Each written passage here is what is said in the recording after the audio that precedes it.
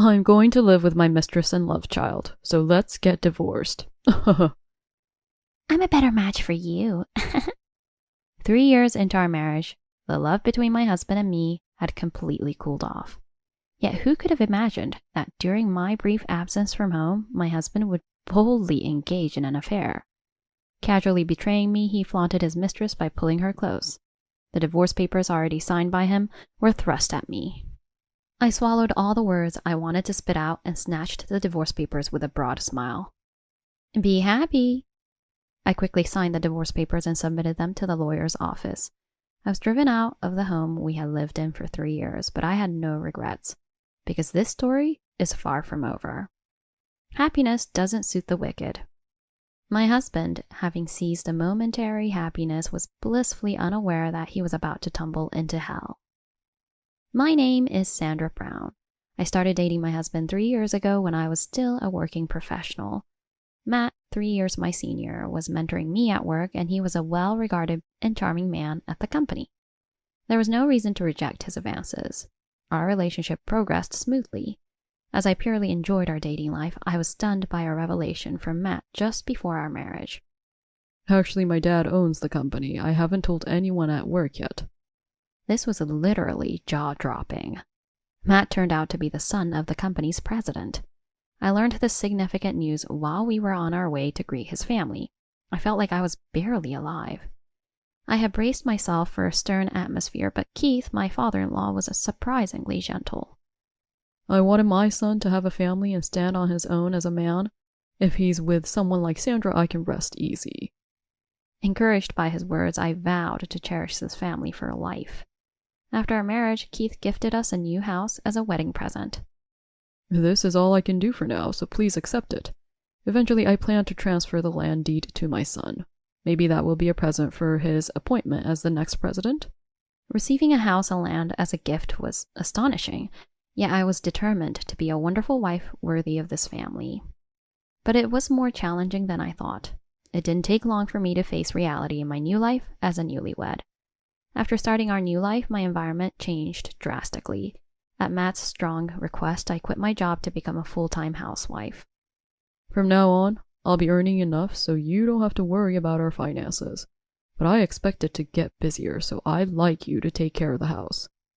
While I liked my job and wanted to continue, I had no choice but to comply with Matt's wishes. I resigned, celebrated by everyone at the company, and left my job. Married life was more mundane than I expected. I spent my days doing household chores and cleaning our slightly larger house, and before I knew it, it was afternoon. I quickly had lunch and went shopping, preparing a feast for the tired Matt returning home. Now that I had quit my job, I had nothing else to occupy my time. I kept motivating myself, thinking that as Matt's wife, it was right for me to do my best for him.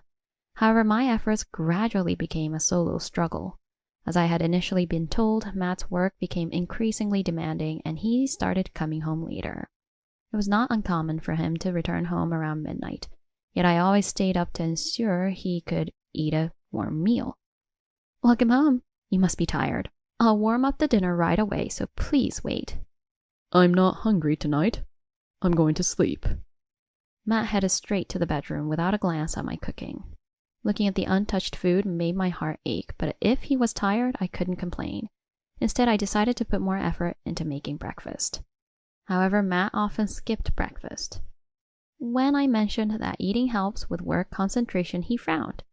Then after taking just one bite, he rushed to the kitchen and spat it out. Can you stop serving me disgusting food in the morning? I'm the son of the president, raised on quality food. Don't serve me cheap sausages. But right now, our salary is about the same as an ordinary employee's, so we need to be a bit frugal. You make that face when I try to teach you something. It's more stressful to be at home than at work. Matt let out an exaggerated sigh and left for work without a word of goodbye. Left with almost untouched breakfast, how many times did I cry? Occasionally, I felt lost, not understanding what I meant to Matt. It's okay. It's just that you're particularly stressed and irritable right now, right? Reassuring myself became part of my daily routine.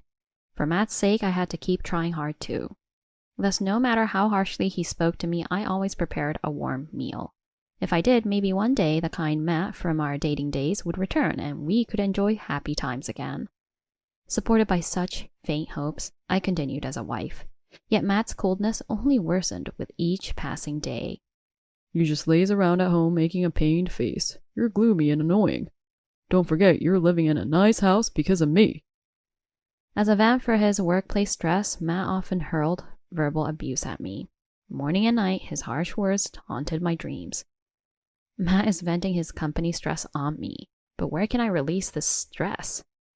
Forced to quit the job I loved, treated coldly by the man I loved, the negative feelings accumulating inside me felt as heavy as lead.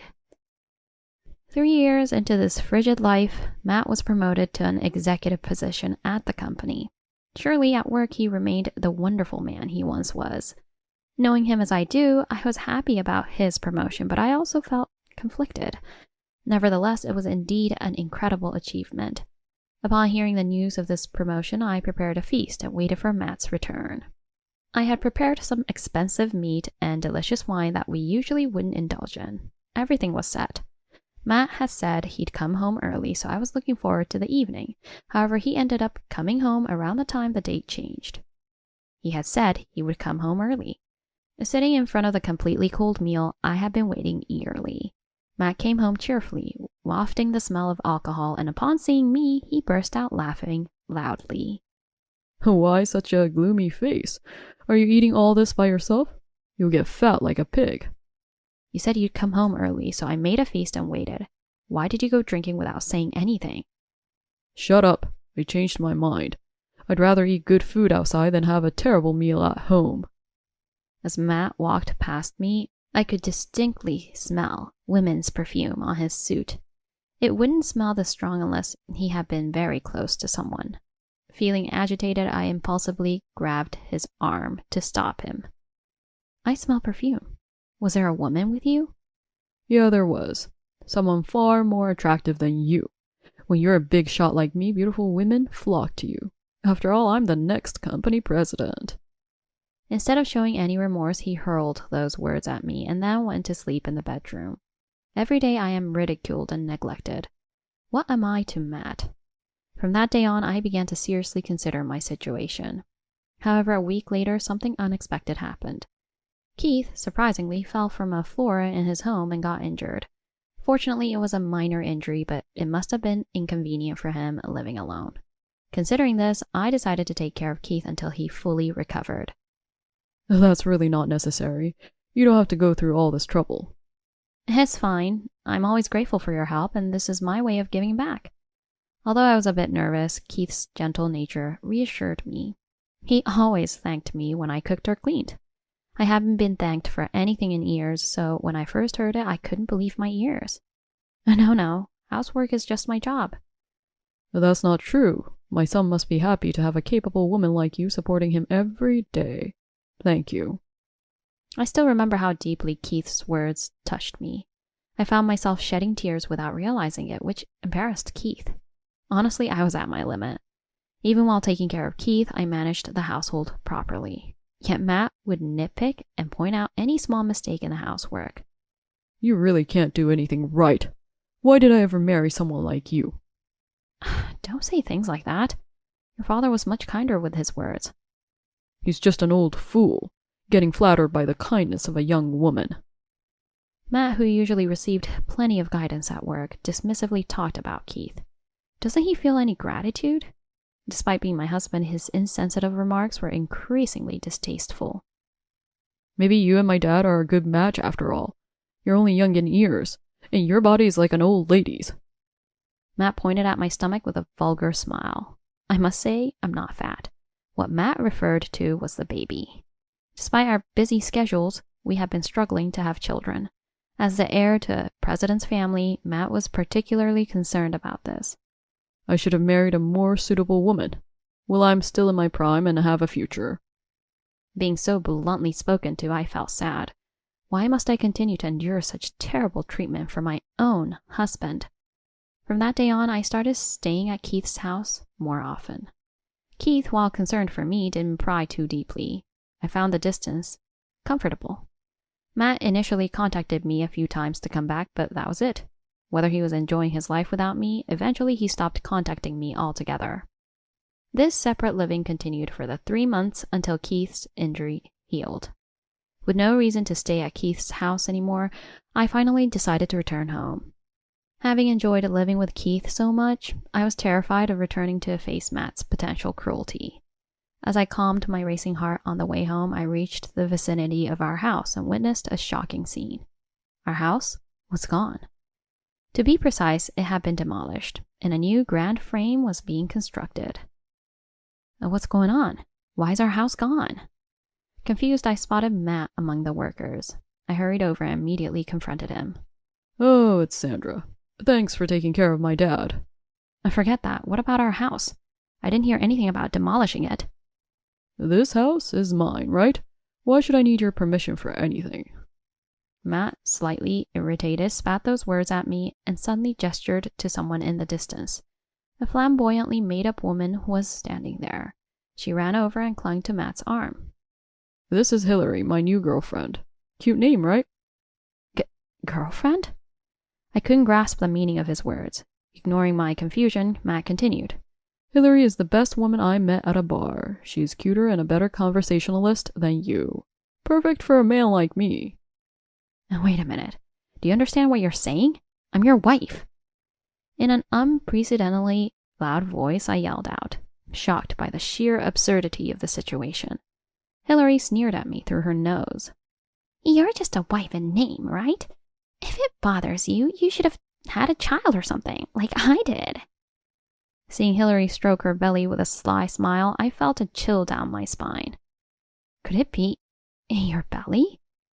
Right on target. There's my baby in Hillary's belly. Believe it or not, it's already been 5 months. That means he had been cheating on me before Keith fell ill. I had been deceived for so long. Shocked into silence by this revelation, Matt hugged Hillary close while laughing. So I'm going to live with my mistress and our love child. Let's get divorced. I'm a better match than you.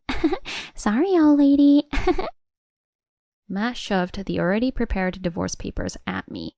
Courteously, all the sections for Matt to fill out were already completed, requiring only my name to finalize it. I had all your personal belongings collected as waste. After all, I bought them with the money I earned. This house will become a new love nest for Hillary and me. Feeling disgusted by Matt's self-satisfaction, I was fully aware that our marriage had been completely cooled for the last 3 years. I had thought that we might eventually part ways, but I never imagined it would be thrust upon me like this. However, after being treated this way, I had no regrets. I took the divorce papers and immediately wrote my name. And be happy! Wanting no further conversation, I immediately turned on my heel. Behind me, I could hear the triumphant laughter of Matt and Hillary. They must think they're about to achieve the happiness they desire, thinking they can just get rid of me and be done? No way. Having been ridiculed to this extent, I vowed not to show them any mercy. I headed straight to the lawyer's office to submit the divorce papers. After that, I was now officially free. Right after the divorce, I rented an apartment nearby to stay. I had enough savings, so I wasn't worried about money. A friend helped me find a job quickly, and I got off to a smooth start. 3 months after the divorce, my phone rang incessantly during a break. Seeing the caller's name, my mood plummeted. It's Matt. What does he want now? I decided to ignore it, but the persistent ringing irritated me. Reluctantly, I answered the phone, and Matt started talking in a panic. Hey, where are you right now? What do you mean where? I'm at my new job. It's a nuisance during work. What do you want? Don't mess with me. The nuisance is on my side. Visibly angry, Matt demanded that I come to a nearby diner. I refused to meet him, but he threatened to call the police. Not wanting to cause trouble at the job my friend had helped me find, I reluctantly made time for him. In the evening after work, I arrived at the designated diner and was stunned to find Matt waiting there. He had ordered a massive amount of food and was eating it in a vulgar manner. The stares from others were chilly, and it was quite embarrassing to approach him. When I sat down, Matt, with his mouth full, raised his voice. You're late. Don't waste my time.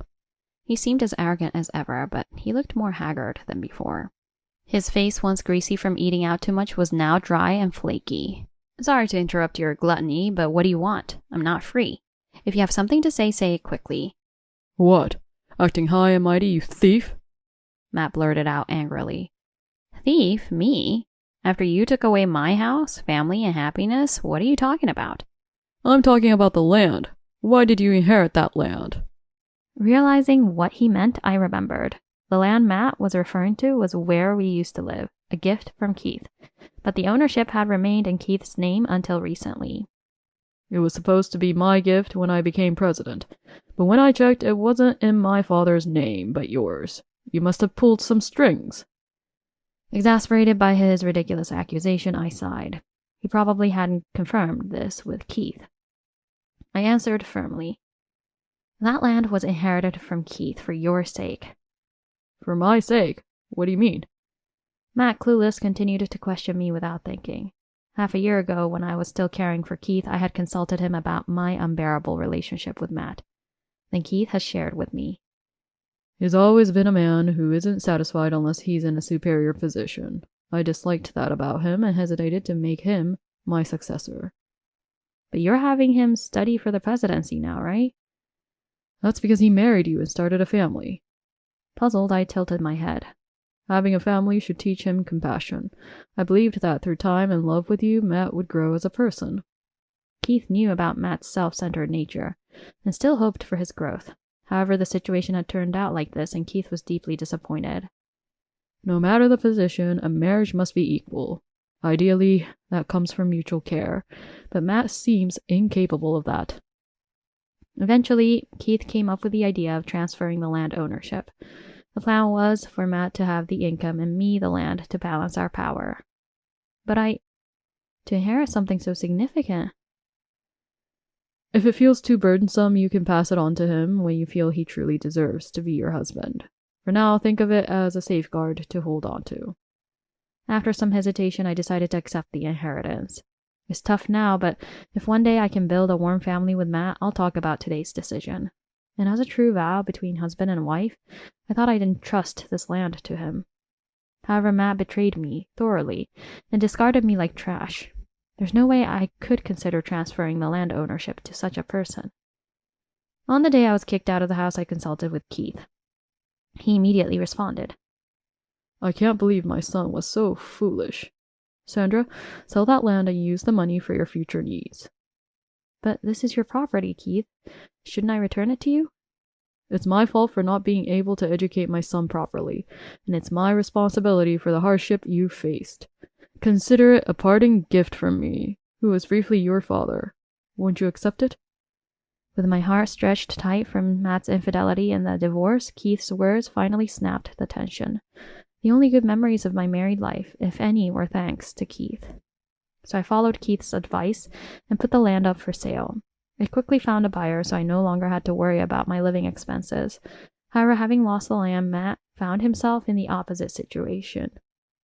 Because you sold the land on your own, the newly built house has been ordered to be vacated. Our love nest is being demolished in just a few days. That's unfortunate.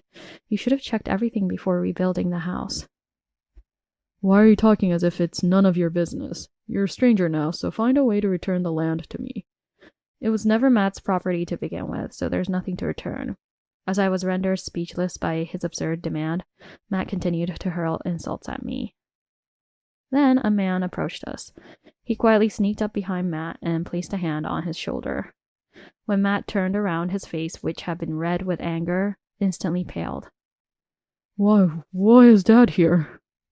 Indeed, it was Keith who had arrived.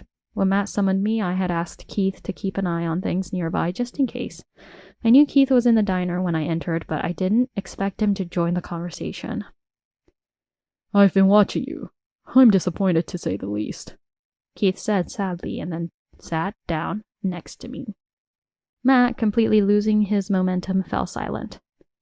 I decided to transfer the land to Sandra. It wasn't intended as a spiteful act against you. Then why would you do something like that?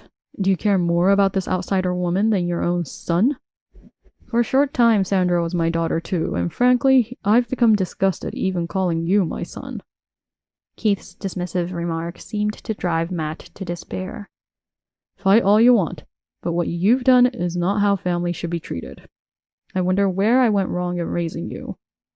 Despite this, Matt confronted Keith. I've done everything for you, Dad. I went to college, worked hard, and even got married. For me? No, you were always looking not at me, but at the position of president. Under Keith's sharp gaze, Matt tensed up. He tried to smile appealingly, but it twisted into a grotesque expression. Because being president means being rich, and everyone respecting me. That's what being great is about, right? That's why I aspired to it. Unaware of Keith's saddened expression, Matt blurted out his true feelings. Perhaps he had never shown such an ugly face in front of Keith before. To me, this was typical, but to Keith, it was shockingly out of character. Being a president isn't just about honor. It involves the livelihood of employees, the happiness of customers, and the trust of the company. I wanted you to understand that, but it's a pity. Leaving those words behind, Keith placed a $100 bill on the table. You're probably going to make Sandra pay for the meal anyway, right? You've lost your home and fortune, and you're even struggling for a meal. This is the last duty as a parent. What do you mean by last, Dad? Someone like you isn't fit to be a successor. From now on, you'll start over as a regular employee. Be prepared, I'll be taking your title away soon. Why? I still have a lot of mortgage left. Reconsider, Dad. Keith's departure left Matt screaming in vain as Keith walked out of the diner. The silence in the diner was pierced by cold stares from around. I wanted to flee immediately, but Matt, grabbing the $100 like it was his due, began ordering more food. I'm better off without that crappy old man. And you don't think you've won. It's not about winning or losing, it's just divine retribution. Still, I have a lovely new wife and a child on the way. I'm far happier than some lonely old man and a sad divorced woman, that's for sure. His bravado was almost refreshing. I gave up on further conversation and stood up. Then, happy, Matt? Don't contact me ever again. I'll be claiming compensation for the affair through my lawyer. Yeah, do whatever. All you've got is money, no love. Go ahead and claim it, loser. Who the real loser is clearer than day. But I have no duty to teach him that. I truly hoped this was the last time I'd ever see Matt. That's what I thought, but 3 months later, Matt called again. Considering my previous experience, I decided to block his number outright. I thought that would be the end of it, but that night there was a furious knocking at my apartment door. Peering through the intercom, I saw Matt there. Wait a minute. How does Matt know where I live? I saw you walking in town the other day and followed you. I've been looking for you, so it was perfect timing. Now that he knows where I live, I might as well have no place to escape to. I was about to call the police, but Matt noticed and cried out in a pathetic voice. Hear me out. I've been reflecting. It was all my fault. Matt, who had always insisted he wasn't to blame, suddenly started saying this. I involuntarily stopped my hand from making the call. What now? After all this time of nothing but blaming me, you sure have some nerve. Don't say that. I was actually a victim too. What I learned next was a twist I had never imagined. The child in Hillary's belly? It wasn't mine. Hearing about the child, I remembered what Hillary said when I was kicked out of the house. Ah, the child of that woman who bragged about being such a good match? Yes, that's right. While she was with me, she cheated on me with another man. She's the worst, right? Has he completely forgotten all the things he did himself? Thinking this, I scoffed. You cheated too, yet you talk as if you're so righteous. You're no different. Don't be so cold. Weren't we in love once? His words genuinely made me feel sick. After everything that happened, my body has rejected anything to do with Matt. Don't ever say such disgusting things again. And here I thought you had something serious to say. What a letdown. No, it's a serious story. I was deceived into believing it was my child, and I even got married because of it. Rather, I'm surprised you were so confident you could have children. I decided to give Matt a piece of devastating news. I made sure he could hear me clearly. You were infertile, you know. Huh? Wait, what are you talking about? Infertile? What do you mean? Matt was confused. If he had valued family more during our marriage, it might not have come to this. He had always assumed the responsibility for not having children was entirely mine. After being blamed over and over, I even went to the gynecologist, thinking maybe it was true. That's when I was told that the cause of infertility was on Matt's side. It was treatable, so I suggested we undergo fertility treatments together, but he completely dismissed the idea. Don't try to blame others and shirk responsibility. It's all your fault, so you deal with it. After being told that, I no longer wanted children with Matt and stopped suggesting fertility treatments. So when I heard Hillary was pregnant, I had already suspected Matt was being deceived. I thought you'd never notice, but it seems you can after all. Why didn't you tell me back then? It's too late to do anything now. The period for an abortion has passed. There's nothing to do but raise the child as your own. You've made your bed, now lie in it. Still, Matt continued to make a fuss. He knocked on the door even harder. My situation is terrible right now. I don't know who the real father or the child is, and Hillary has other lovers and never comes home. To top it off, she despises me for being penniless. Matt seemed truly miserable as he spoke, but he still hadn't realized. He had always said the same things to me. When I agreed to quit my job for him, he laughed at me for being idle and enviable. He called me useless because I couldn't earn money. All things he had done to me. Yet forgetting all that, Matt continued his tale of woe. And it's not just Hillary who's dangerous, my brother is too. If I try to divorce, he comes after me because he's connected to the mafia. He beats me up every time. I can't escape. Please help me. He got involved with such a terrible woman. It's nothing but his own doing. I've really woken up. No matter what happens, I'll divorce, so will you marry me again? Now I realize how wonderful you, Sandra, truly were. So please, open the door. If he keeps banging on the door like this, it'll get damaged. Thinking it was about time, I called the police. Soon after, Matt, clinging to the door, was taken away by the arriving officers. Why do I have to be taken away? Sandra is the one who put me through this. I am the victim. His last desperate cries were filled with typical Matt-like words, showing no reflection. Although he was quickly released, Matt received a stern warning and was thoroughly scolded at the police station. I also obtained a restraining order and moved just to be safe. Since then, I haven't received any contact from Matt. Truly, the chapter with him has closed. Later, I had a chance to hear the full story from Keith. Apparently, Matt voluntarily resigned from his company. Rumors of my police report has spread throughout his office, and he quickly lost his place there. Also, at that diner, it turns out another employee happened to be dining there, and that too became known. Matt, with his high pride, couldn't bear the cold stares that constantly pierced him. Hearing this, I instructed my lawyer to demand a lump sum payment of $50,000 in compensation. The compensation ballooned to this amount due to his infidelity and the unfair treatment at home. I also demanded $30,000 from Hillary, but from what Matt said, it seems he might end up paying that too.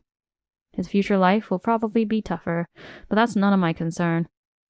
If he disappeared, it would be trouble. Forced to pay the compensation, left with no money, Matt is apparently juggling multiple jobs introduced by Hillary's brother. He's been working in construction, stores, and as a cleaner day and night, and has aged significantly. All the money he's saved up has reportedly vanished into Hillary's spending money, which is just pitiful. After receiving that information, I no longer heard about Matt from Keith.